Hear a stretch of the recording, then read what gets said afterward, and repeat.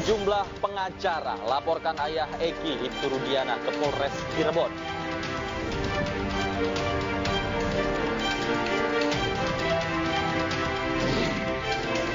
Rencana pemberian bantuan sosial untuk korban judi online menuai pro dan kontra.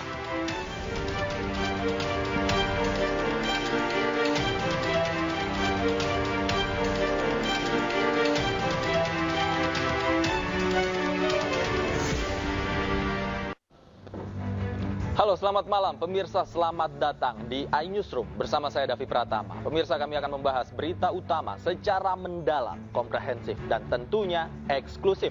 Sebagai pembuka iNewsroom kali ini kami miliki informasi tradisi arak-arakan hewan kurban digelar di sebuah kampung di Malang, Jawa Timur. Sementara di Probolinggo, tradisi kirap hewan kurban digelar dengan mengarak hewan kurban sambil mengenakan kalung bunga.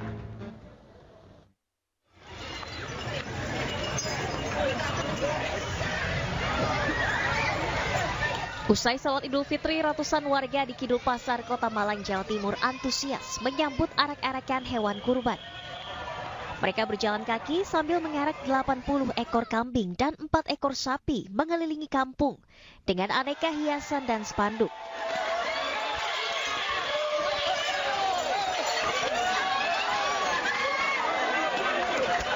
Arak-arakan ini adalah tradisi turun-temurun yang rutin digelar sebagai lambang pentingnya berkurban bagi umat muslim.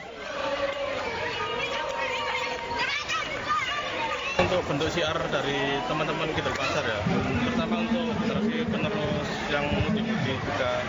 Jadi melanjutkan tradisi dari yang tua-tua, mungkin ini bentuk dari melanjutkan tradisi dan syiar agama kami.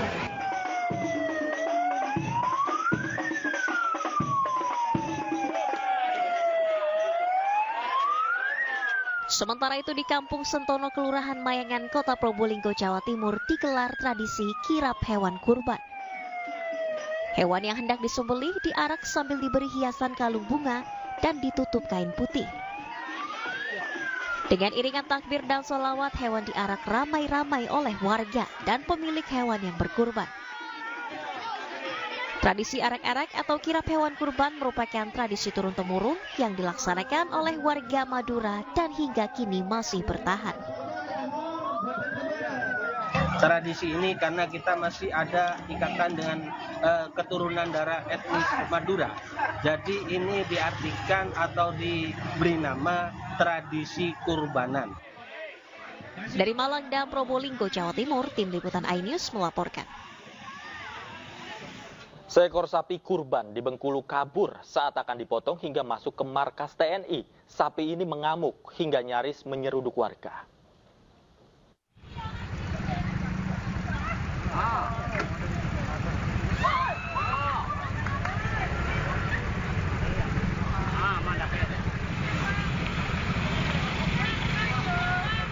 Seekor sapi kurban di Kota Bengkulu ini kabur hingga masuk ke halaman markas TNI Korem 041 Gamas Bengkulu saat akan disembelih warga.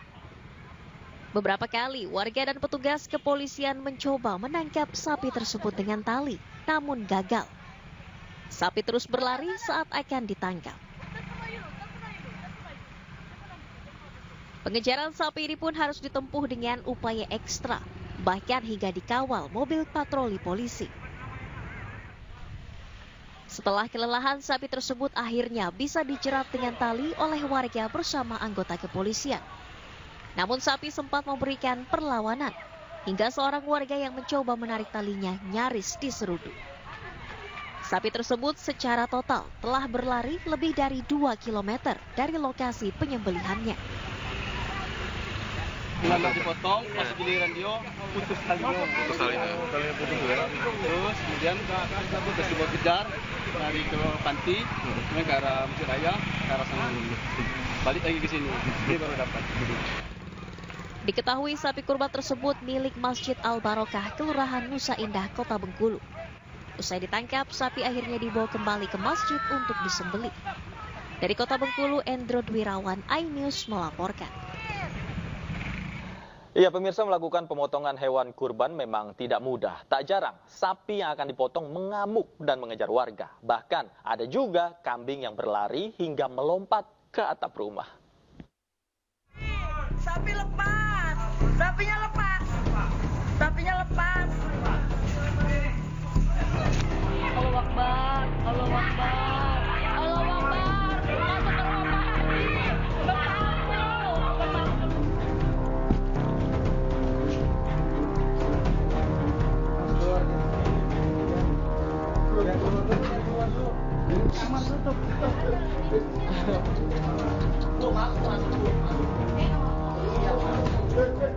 Rumput. Pakai rumput. Ya, itu sifat.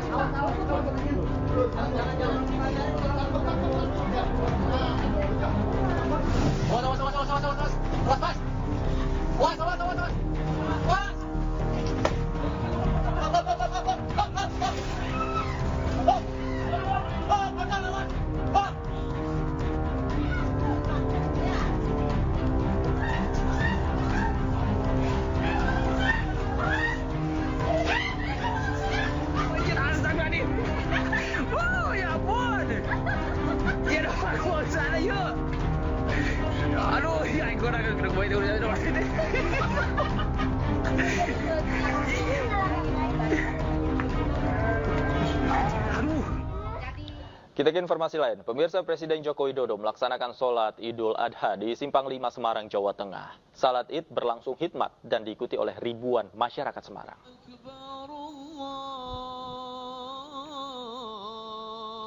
Presiden Jokowi melaksanakan sholat Id bersama dengan istri Iriana Joko Widodo. Selain itu, nampak pula Menteri PUPR Basuki Hadimulyono serta Forkopimda Provinsi Jawa Tengah. Ketua KPU Republik Indonesia Hasyim Asyari menjadi khatib dalam sholat Id ini. Dalam ceramahnya, Hasyim cerita tentang hakikat Idul Adha kepada para jamaah. Usai sholat Id, Jokowi menyerahkan hewan kurban sapi limosin seberat 1,2 ton kepada pihak masjid. Rencananya hewan kurban tersebut akan disembelih besok pagi dan akan didistribusikan kepada 650 warga.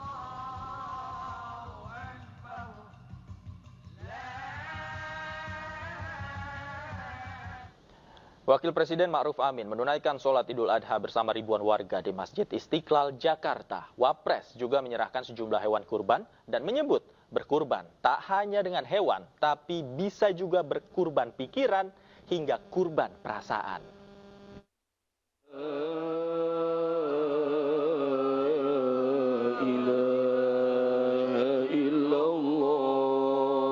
Wakil Presiden Ma'ruf Amin menunaikan sholat Idul Adha di Masjid Istiqlal, Jakarta.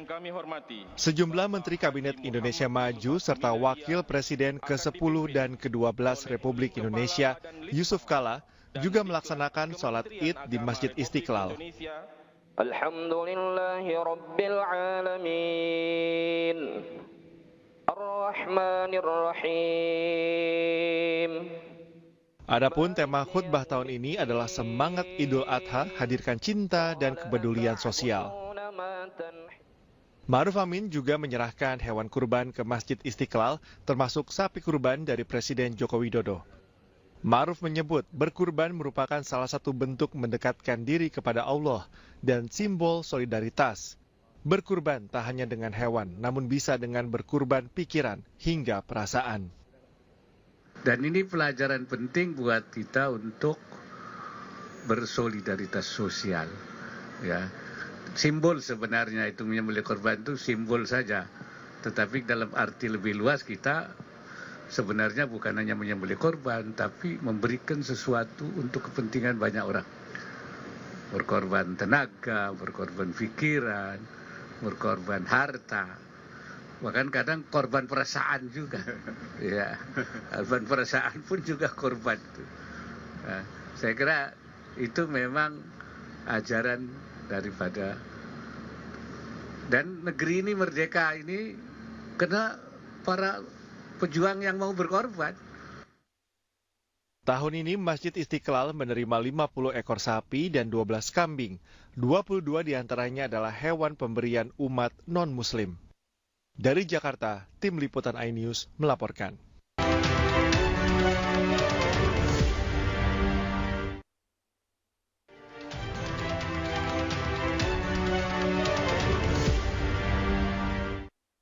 Kembali di Newsroom, pemirsa, kuasa hukum Saka Tatal, Farhad Abbas dan sejumlah advokat sore tadi mendatangi Mapolres Cirebon Kota.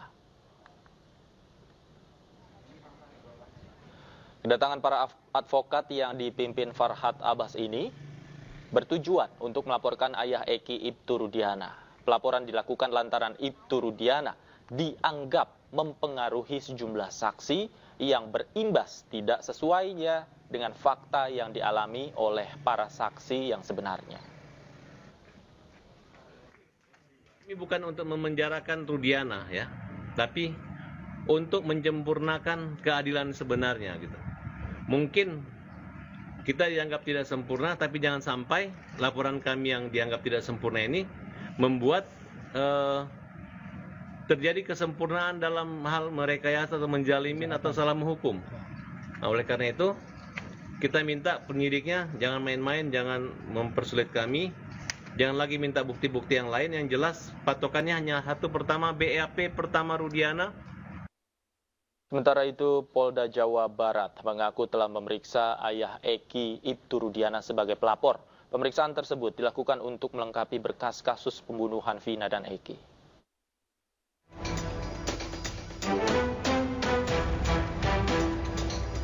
Kasus pembunuhan Vina dan Eki belum juga menemui titik terang. Polisi telah memeriksa sejumlah saksi dalam kasus ini, termasuk ayah almarhum Eki Ibtu Rudiana.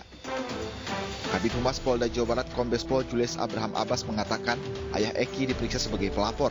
Pemeriksaan dilakukan untuk melengkapi bukti kasus pembunuhan Vina dan Eki. Sebelumnya Ibtu Rudiana disebut meminta Liga Akbar untuk bersaksi, padahal Liga mengaku tidak mengetahui kejadian tersebut. Liga diminta ikuti skenario yang dibuat oleh ayah almarhum Eki Ibtu Rudiana. Terus Liga jawab, saya nggak tahu Pak. Tapi tulisan di BAP melihat. Dia tanyakan, orang kamu ada di situ kok katanya. Oke. Gitu. Ya saya bilang, saya nggak tahu Pak, saya harus kayak gimana kata saya. Terus kemudian diarahkan. Iya. Dan Liga waktu di pengadilan juga terpaksa mengatakan sesuai dengan apa yang di BAP. Terpaksa banget Pak. Karena sidang pun itu tertutup Pak. Di situ ada rekan almarhum Eki, ada ibunya juga. Cuma tidak boleh masuk Pak. Saya bingung banget di situ. Kini Liga Akbar mencabut berita acara pemeriksaan yang dibuat pada 2016 silam. Liga Akbar meminta ayah Eki untuk jujur terkait kasus pembunuhan Vina dan Eki yang terjadi 8 tahun silam. Tim Liputan iNews melaporkan. Kasus pembunuhan sejoli Vina dan Eki belum menemui titik terang. Ayah Eki Ibtu Rudiana yang dianggap sebagai kunci kini telah diperiksa oleh polisi. Dengan diperiksanya Ibtu Rudiana, akankah kasus Vina dan Eki semakin terbuka? Untuk membahasnya sudah bergabung bersama kami dua orang narasumber. Yang pertama ada penasihat ahli Kapolri Irjen Pol Purnawirawan Arianto Sutadi dan Bambang Rukminto, pengamat kepolisian ISE. Selamat malam Pak Arianto, Mas Bambang. Selamat malam Mbak Bambang. Oke, saya pertama ke Pak Arianto terlebih dahulu. Melihat laporan yang dilakukan oleh Farhad Abbas dan teman-teman melaporkan ayah Eki ke Mapolres Cirebon, tanggapan Anda? Ya, tanggapan saya itu langkah yang bagus ya, untuk mencari klarifikasi. Selama ini kan yang digaungkan di media ya, itu bahwa biang keroknya ini adalah si Pak Rudi ini kan, gitu kan, dia yang bikin laporan polisi, waktu itu kok tahu duluan bahwa kasusnya begini. Padahal dia ayah daripada korban, tapi kemudian dia melakukan penangkapan dan sebagainya kan gitu ya. Nah sekarang, tapi dalam prosesnya waktu itu, kasus itu kan sudah disidik oleh Polres Cirebon. Dan hasil penyidikannya sudah dikirim ke jaksa, sudah dikirim ke pengadilan, dan sudah divonis, dan sudah ingkrah. Berarti kalau kita mau menelisik kembali apa yang dilakukan oleh si Rudiana ini, ya susah. Kecuali melalui putusan PK yang bisa mengkandaskan putusan yang berkas perkara yang dibikin oleh Polres Cirebon itu gitu. Nah sekarang dengan dilaporkannya Rudi sebagai orang yang mempengaruhi pelaku itu, memungkinkan daripada penyidik Polri ya untuk melakukan pemeriksaan ulang dulu ketika pertama kali dianggap mempengaruhi itu kayak apa gitu. Ini langkah ini melebihi daripada langkah yang bisa ditempuh oleh Propam. Karena kalau Propam itu kan menelisik dulu yang sudah terjadi dulu itu dasarnya apa? Paling dari keterangan doang kan gitu. Nah, nggak ada dasar oke, hukumnya. Pak Arianto, maaf saya potong. Ini yang saya mau tanyakan tadi. Ini kan prosesnya di Propam kan juga sudah berjalan. Apakah nanti tidak ada tumpang tindih begitu antara Propam dan juga Mapolres Cirebon? Enggak. Propam itu kan turun ke sana kan dalam rangka verifikasi ya. Apa yang terjadi dulu saat itu gitu kan. Dari versi Propam. Jadi pasti dia akan mencari saksi-saksi yang ada, yang terkait akan ditanya apakah benar, dan kemudian cari bukti-bukti, dilihat berkasnya dan sebagainya gitu.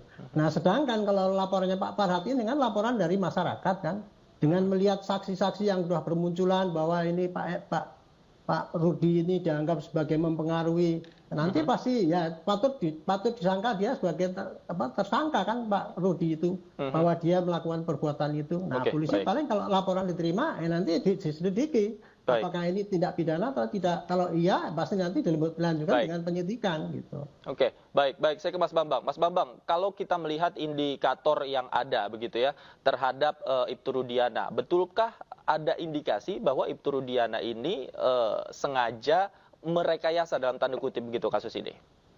Kalau melihat indikasi bisa saja itu terjadi ya. Seorang pelapor, apalagi beliau ini juga seorang anggota kepolisian, tentu memiliki akses ke penyidik di Polres Cirebon.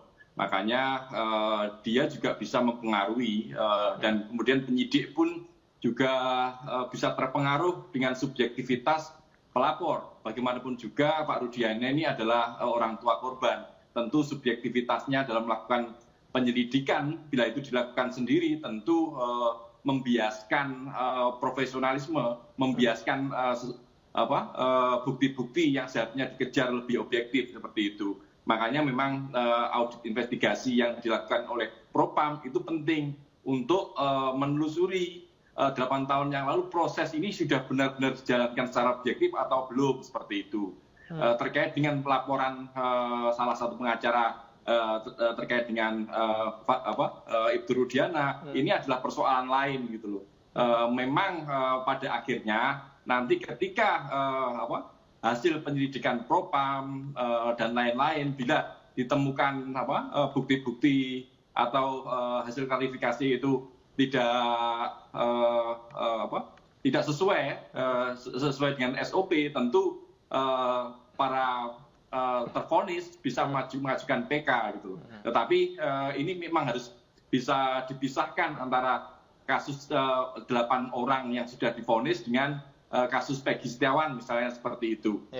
Tapi semuanya berkelindan, tapi masing-masing memiliki kekasan tersendiri seperti itu. Oke. Sebelum nanti kita akan lanjutkan lagi, ada pengakuan terbaru. Ini pemirsa, ayah almarhum Eki, Ibtu Rudiana, sempat memintarkan Eki dan Vina, yakni Liga Akbar, untuk bertemu dengannya. Liga Akbar menerangkan dirinya diminta bertemu Rudiana 1 minggu usai kejadian pembunuhan Vina dan Eki untuk mencari tahu informasi terkait Eki sebelum kejadian. Akbar 2 hari atau lebih dari seminggu lah, Bapak almarhum Eki minta ngobrol personal 4 mata, ada ngobrol biasa. Dengan cara telepon dan bertemu di mobil. Setelah itu hanya ingin menguatkan, bilangnya soal pakaian almarhum yang dipakai saja itu awalnya. Apalagi yang diobrolkan pada saat itu? Menanyakan sebelumnya ada masalah tidak. Masalah sama siapa maksudnya? Masalah dengan orang lain. Masalah dengan orang lain? Iya.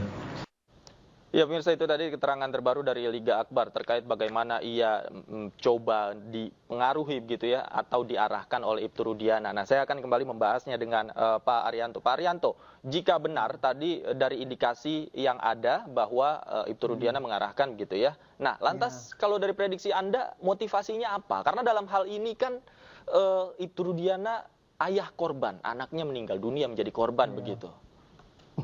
Saya sendiri bingung loh itu. Maksudnya itu disampaikan itu apa itu ya? Dia mengarahkan, saya sendiri nggak ngerti mengarahkan apa. Kemudian yang kedua, Rudiana itu kan cuma seorang letu ya di Polres itu ya. Kemudian apakah dia bisa merekayasa kasus semua jadi manut sama dia karena diancam gitu. Itu yang saya agak pertanyakan ya.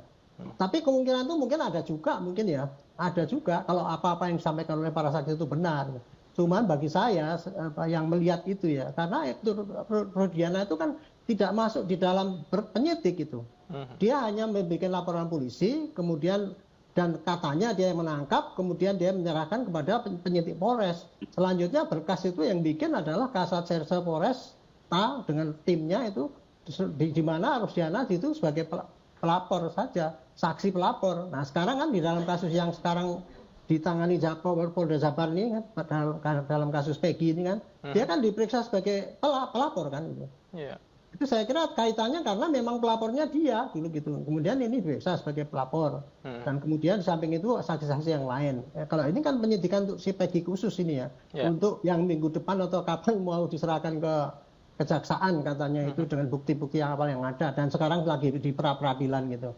Ya, makanya saya kalau ditanya apa kira-kira kaitannya, apa hubungannya Pak Rudi itu manggil kemudian mau tanya sama Liga Akbar kan, saya nggak bisa memberikan komentar untuk itu. Oke, baik. Mas Bambang, tanggapan Anda terkait pengakuan dari Liga Akbar tadi? Ya, semua itu bisa saja terjadi ya. Saya mungkin berbeda pendapat dengan Pak Rianto. Indikasi-indikasi itu selalu ada, kemungkinan untuk mempengaruhi itu ada. Memang Pak Rudiana ini mungkin bukan masuk dalam tim penyidik, tetapi dia sebagai pelapor dan menjadi orang tua korban tentu masih memiliki kedekatan dengan penyidik.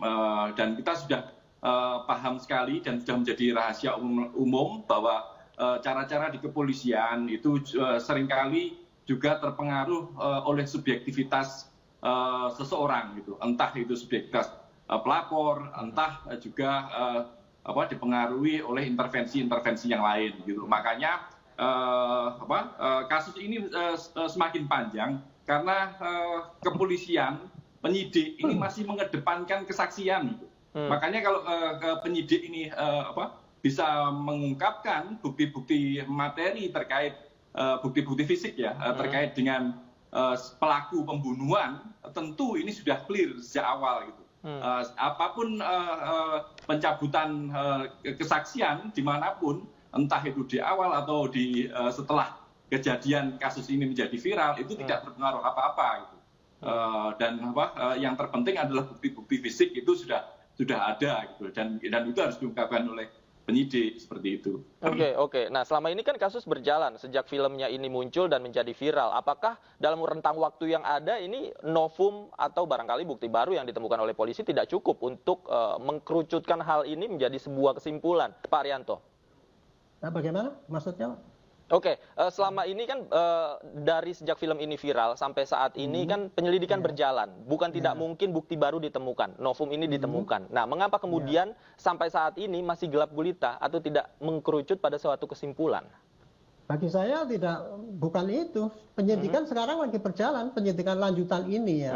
Polda Jabar dengan tim yang baru ini, dia akan menyelidiki Peggy yang ditangkap itu, dinyatakan sebagai tersangka. Nah, ini sekarang lagi digenjot supaya cepat dengan menampung semua saksi. Ada 68 saksi sudah diperiksa, termasuk Pak Rudi tadi itu. Dan kemudian berkas itu akan disampaikan ke kejaksaan. Itu tidak rumit menurut saya. Itu berjalan lancar saja. Nanti ada pra-peradilan ya dihadapi gitu. Tinggal nanti lihatlah berkas itu selesai berkas itu kemudian diserahkan ke jaksa, nanti diterima apa tidak gitu. Kalau jaksa menerima berkas itu sebagai suatu alat bahan untuk bisa penuntutan, ya sudah pasti langsung dilimpahkan itu. Tapi apabila jaksa tidak menerima, pasti polisi akan menambah bukti apa yang diminta oleh jaksa berdasarkan petunjuk dalam P19, atau kemudian mencari bukti keterangan-keterangan yang lain untuk menguatkan itu tadi, supaya jangan sampai seperti terulang lagi. Ini kok cuma pakai bukti keterangan saksi kemudian diterima sebagai penuntutan gitu. Jadi ini kasus ini nggak ada yang ruwet, menurut saya jalan biasa. Cuman yang ruwet kan cuma media aja yang sana suka kelihatannya jadi ruwet, nggak tahu ininya.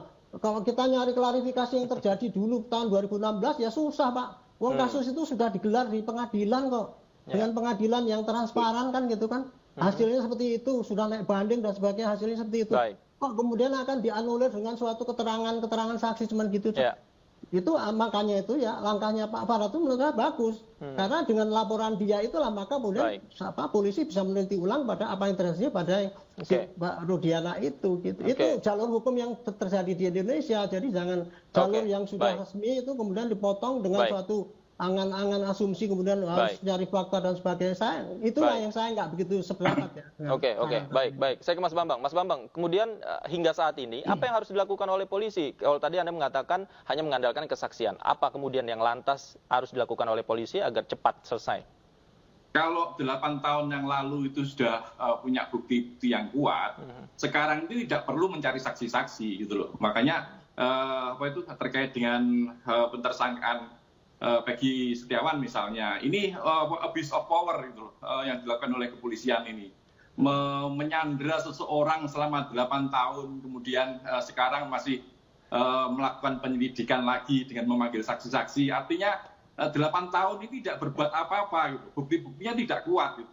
Seharusnya kalau kepolisian tidak memiliki bukti-bukti yang kuat, itu langsung saja SP3 gitu. Tapi problemnya ada keputusan Mahkamah Agung yang sudah inkrah terkait dengan DPO itu. Itulah menjadi benang ruwet ini yang menjadi ramai sekarang dibicarakan karena ada keputusan Mahkamah Agung yang sudah inkrah. Ternyata kepolisian tidak punya bukti, seperti itu. Makanya ini seharusnya kepolisian legowo, tidak gengsi lah untuk mengakui kesalahannya. Makanya ketika di Propam turun, ini harapannya bisa memberikan masalah. Baik, itu juga harapan kita semua agar kasus ini terang benderang dan cepat selesai begitu ya. Terima kasih Mas Bambang sudah bergabung bersama kami. Pak Arianto juga terima kasih banyak sudah meluangkan waktu bersama kami. Selamat malam, sehat selalu Bapak-bapak.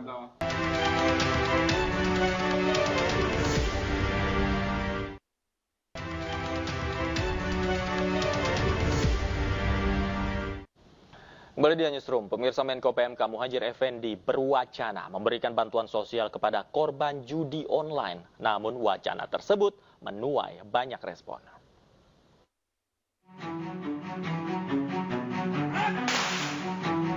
Pemerintah berencana memberikan bantuan sosial kepada korban judi online. Wacana tersebut muncul dari Menko Bidang Pembangunan Manusia dan Kebudayaan atau Menko PMK Muhadjir Effendi. Namun, wacana tersebut mendapat respon dari sejumlah pihak, salah satunya dari pengamat kebijakan publik Trubus Rahadiansyah. Menurut Trubus, pemberian bansos untuk korban judi online kurang tepat, apalagi selama ini pemerintah dinilai gagal dalam penyaluran bantuan sosial. Namun, Menko PMK Muhadjir Effendi menjelaskan bantuan sosial itu bukan untuk pelaku judi online, namun keluarga yang menjadi korban. Dalam beberapa minggu terakhir, judi online menjadi sorotan, terlebih setelah polisi wanita bakar suaminya yang juga polisi. Pelaku emosi, sang suami menghabiskan uang belanja untuk judi online, padahal keduanya telah memiliki 3 anak yang masih kecil. Presiden Jokowi juga membentuk Satgas Judi Online. Adapun Satgas yang diketuai Menko Polhukam Hadi Cahyanto itu salah satunya untuk mengoptimalkan pencegahan dan penegakan hukum perjudian daring secara efektif dan efisien. Tim Liputan iNews melaporkan. Tingginya angka judi online membuat pemerintah berwacana untuk memberikan bansos untuk korban judi online. Bagaimana pengamat melihat kebijakan ini? Untuk membahasnya sudah bergabung bersama kami melalui sambungan Zoom pengamat kebijakan publik Trubus Rahadiansyah. Selamat malam Pak Trubus. Iya, selamat malam Mas. Pak Trubus, menanggapi hal tersebut seperti apa pendapat Anda? Iya, menurut saya itu kebijakan itu tidak tepat dan tidak solutif gitu. Kenapa? Karena pertama bahwa kebijakan itu akan dilihat oleh publik sebagai terkesan melanggengkan perjudian, kan judi itu ada dua pihak, ada pelaku dan ada korban gitu loh. Nah, pelaku tentu dalam hal ini adalah melanggar aturan. Pelaku ini termasuk dalamnya bandar kan gitu. Nah, kalau bandar posisinya ada di luar negeri misalnya. Nah, selama ini kan pemerintah juga nggak punya kebijakan regulasi untuk menarik mereka pulang misalnya seperti pada kasus Tipikor ya, kalau koruptor-koruptor itu yang lari keluar kan bisa diseret balik ke dalam negeri. Tapi kalau untuk judi kan belum ada aturannya gitu. Iya. Nah, yang kedua terkait dengan korban ini menurut pemerintah ini yang perlu ini keluarganya. Tetapi kan persoalannya adalah kesan yang muncul nantinya adalah mereka itu beranggapan kalau gitu kita judi aja ini kan toh nanti dapat bansos gitu kan. Iya. Jadi bansos seolah-olah menjadi jalan terakhir mereka untuk tetap melanggengkan perjudian itu. Nah, kedua menurut saya publik sendiri juga akan merasa tersinggung karena selama ini bahwa judi itu kan sesuatu yang haram menurut masyarakat kita yang religius itu gitu ya. Kemudian pemerintah memberikan solusi, harusnya malah di situ pemerintah setidaknya malah tegas di dalam soal perjudian itu gitu. Karena selama ini kan memang pemerintah kurang tegas dalam hal penegakan aturan tentang judi itu sendiri, Mas. Yang ketiga, dalam ini saya melihat bahwa kalau misalnya itu dimasukkan dalam DTKS, karena selama ini kan yang namanya penerima bansos di data Kementerian Sosial itu, DTKS, Kesejahteraan Sosial itu kan. Yeah. Nah kemudian dimasukkan lagi itu yang orang-orang kategori karena dampak di judi.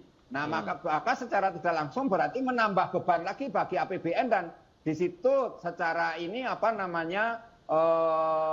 secara keseluruhan kita dianggap gagal nanti dalam ini menangani soal pengentasan kemiskinan gitu. Jadi melanggarkan kemiskinan itu sendiri, karena selama ini juga pemerintah saya lihat belum optimal dalam hal penggunaan dari para penerima bansos itu memang benar-benar untuk kebutuhan rumah tangga, atau malah di Delhi ada judi. Selain disinyalir itu mereka digunakan untuk judi juga orang-orang miskin itu. Karena apa? Karena mereka kesempatan untuk dapat cuan kalau misalnya menang, kalau kalah tuh dapat bansos lagi. Lah ini kan sesuatu menurut saya harus berpikir secara logik.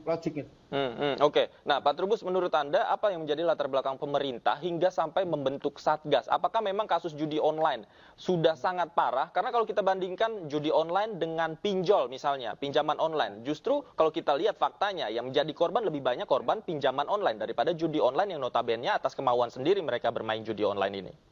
Iya, ini pemerintah saya lihat memang lebih banyak ke sisi politisnya, Mas. Karena judi online ini kan melibatkan judul ini ke korbannya itu yang konkret kan melibatkan kategori ya yang belakangan ada dari pihak TNI, Polri, termasuk di dalamnya adalah para ASN itu, Mbak. Jadi pemerintah merasa perlu, tetapi yang jelas itu pembentukan Satgas itu menurut saya tidak urgent gitu ya. Karena memang yang lebih urgent adalah terkait dengan pinjol itu, malah justru yang sangat dibutuhkan gitu. Karena Karena kalau judi online ini memang kan terbatas, yaitu pada orang-orang yang kategori kecanduan. Nah yang penting itu kan menurut saya adalah mereka dilakukan penindakan sama ini, Mas, sama pembinaan, seperti itu. Jadi kalau misalnya dalam konteks narkoba itu kan mereka ditindak terus dikasih pembinaan kan gitu. Nah harusnya ini judi juga sama, mereka dikasih ditindak tapi juga dikasih pembinaan bagi mereka ini. Nah bagaimana cara pembinaannya? Tentu kan kita bisa melakukan kolaborasi dengan tokoh-tokoh agama, ormas-ormas keagamaan juga yang selama ini mendukung dalam hal pemberantasan judi, dan juga kepada entah itu Karang Taruna, entah itu RT RW dan sebagainya gitu. Jadi ada semacam partisipasi publik dalam penyelesaian soal judi ini. Jadi tidak perlu Satgas, karena kalau Satgas ini kan seolah-olah malah jadi pemborosan anggaran menurut saya. Jadi karena semuanya pakai Satgas gitu kan. Kalau ada kasus-kasus tertentu munculnya Satgas. Padahal selama ini penanganannya oleh Kementerian Info itu sudah saya anggap sudah cukup efektif juga, meskipun hanya memblokir platform-platformnya itu, Mas. Gitu. Walaupun meskipun sudah diblok, akan mudah lagi mereka membuat aplikasi-aplikasi judi online baru begitu ya, Pak Trubus. Terima kasih Pak Trubus sudah meluangkan waktu bersama kami. Selamat malam. Sehat selalu Pak Trubus. Ya, amin.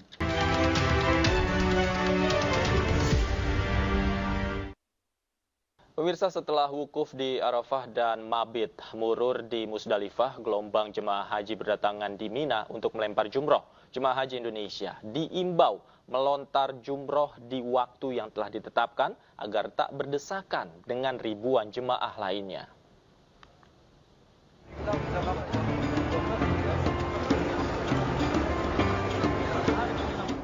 Berjarak 7 km dari maktab di Mina, ribuan jemaah berbondong-bondong menuju ke Jamarat untuk melontar jumroh ula, wusta, dan akobah.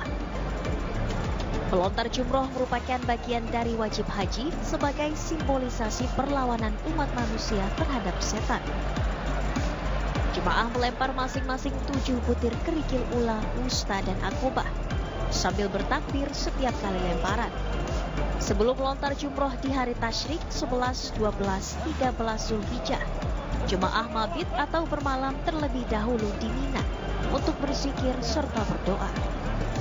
Pengalaman saya beribadah di kota Mina ini sangat banyak terharu, bisa berdoa lama di sini, dan saya lihat di sini sudah ada yang